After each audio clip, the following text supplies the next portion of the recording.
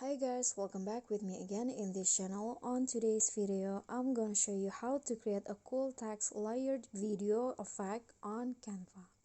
So here, you can just open a blank design and then just add your text. And after that, duplicate the text. Click on the text and click on this plus icon. Okay, so now there are two texts like this. Now click on one of the tags and go to style, go to effects and select hello. Okay, now fit the size or adjust the text so that it align like this. Okay, now add the video that you want. Click on a plus icon. You can upload your own video or you can use the video on Canva. Click on the video. So the first one, it will go like this.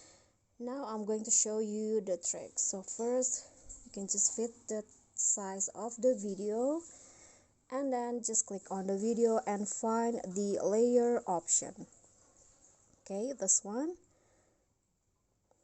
Then just drag the video positions into the middle like this. Okay, close it, and now your text video will be layered like this. Okay guys, so that's all from me. Thank you so much for watching. Please don't forget to subscribe, like this video, comment, and also click on the thanks. Thank you.